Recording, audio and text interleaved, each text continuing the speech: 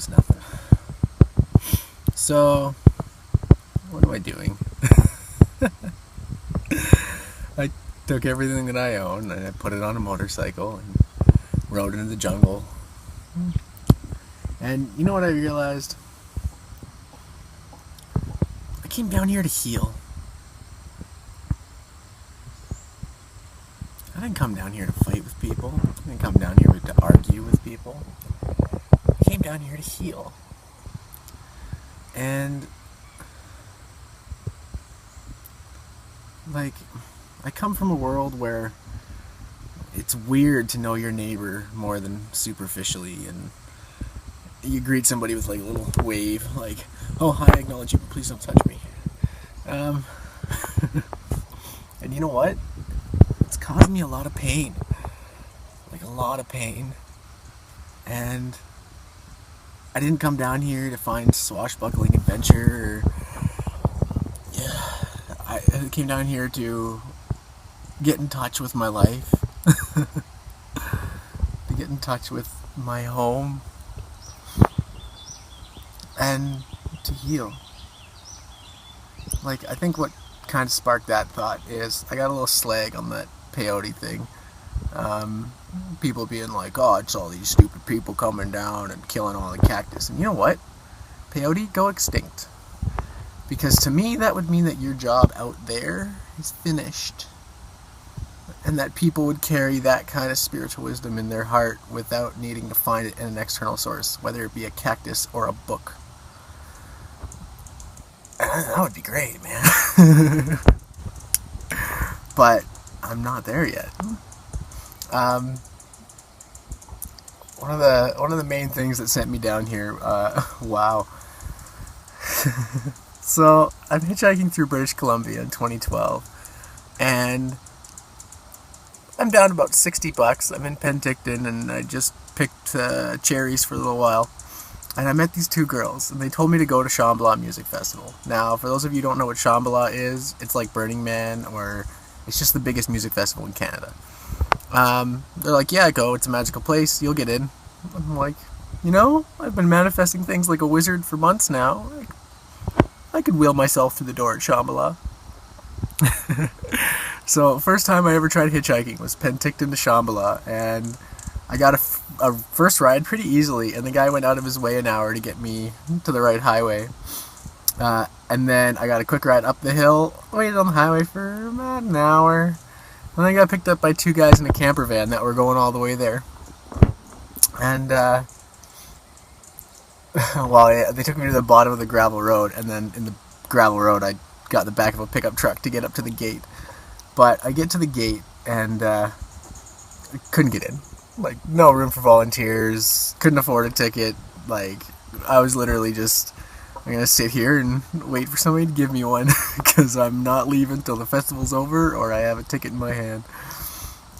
So that was a Thursday night, I slept in my tent outside of reception, and Friday I woke up and just started making friends, and there was one guy there, who came on a bike overnight.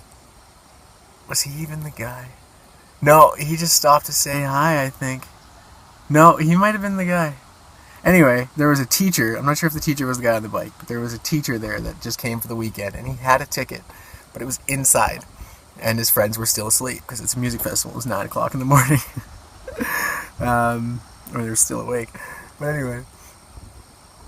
So we're sitting there waiting. He's waiting for his friends to wake up, and I'm just waiting for my ticket to show up. And a guy comes out and tries to sell one. He's like, yeah, my buddy had to work and kind of want to get $200 for it. I'm like, dude, I've got $60 and I got to eat. So, like, I'll offer you $20. That's the best I can do. That's all I can do for you. Take it or leave it, man. Like, if not, I'll figure it out from there. And so, buddy takes off for about half an hour, 40 minutes, and he comes back. He's like, hey, I'll sell you this ticket for $20. I just want to get back in there. So, sweet. I run to my tent to go get money. And the teacher that I was sitting with bought it. And he was like, okay, I'm going to take this and go get mine and then bring it to you. And I tried to give him the $20 and he wouldn't let me. So I got into Shambhala Music Festival with pure willpower. And that was the first time I had like direct day-to-day manifestation going on, and it was remarkably enlightening. So Friday, I just got into a music festival, 11,000 people. I set up camp and then just kind of got my bearings. Went to bed relatively early, like 11. Saturday morning, woke up pretty early and went like past the property line where it says "Don't go here," because I knew the river was there and I could probably bath in peace. And I get there and there's 30 people down there. But specifically, there's a little group of people, and they were talking about Garrett Lisi. Now, Garrett Lisi, he's this guy that got his doctorate in quantum physics and then went surfing in Maui, and claims to have found the theory to everything that Stephen Hawking's been looking for forever. So yeah, I kind of jump into that conversation, and a couple people leave, a couple people show up, and sure enough, it's just me and the two people left. He had the world record for taking a motorcycle from Alaska to Argentina. He did it in 29 days, which, you know, is cool, like way cool, right on, but at the same time, like, I think you'd miss a lot if you did it in 29 days. Especially because I've spent 29 days in one spot already. But, so anyway. And then I just call her the Lion Priestess, because she was a Leo. When she put her hand on your shoulder, it just felt like a big paw. It just went, phoom. It was great. So anyway, 3 people walk up, this guy Zebo and his 2 friends, and they're like, "Hey, you guys, like, got a pipe? Like a vape pipe? Because, like, we got this DMT, but we got no way to smoke it, right?" And the people I looked saw the vial that he had and had this little white crystal in it. They were like, "Where did you get this?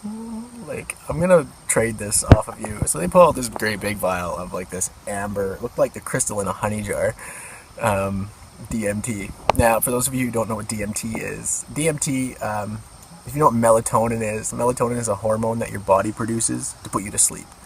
DMT is the hormone that your body produces when you dream and when you die. It's referred to as the spirit molecule. So anyway, long story short, I ended up having 3 long hauls of this pure DMT. And I'll do the rundown. So you come in and everything just kind of starts going.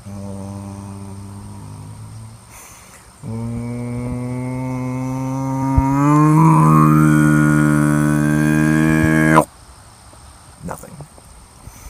And then the visual is just like, it blacks out, and then it looks like an eyeball. Like there's a center point, and then there's rings around it, but they're all different colors, and they're all vibrating like visualizers on iTunes.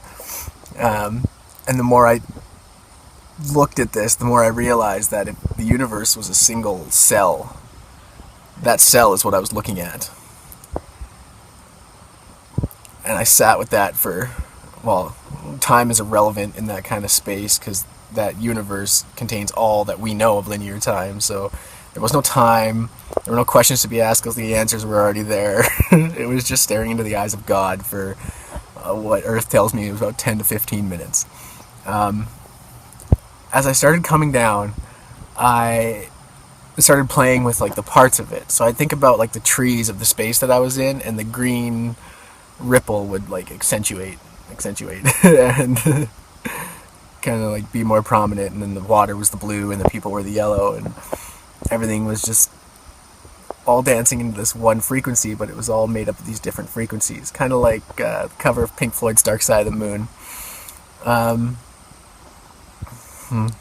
And also on the way down, I started getting the feeling like I'd known what ayahuasca was before, and how it lasts like 4 to 5 hours, and I realized the major difference between DMT and ayahuasca. DMT is the active ingredient in ayahuasca. DMT gave me God all at once, right now.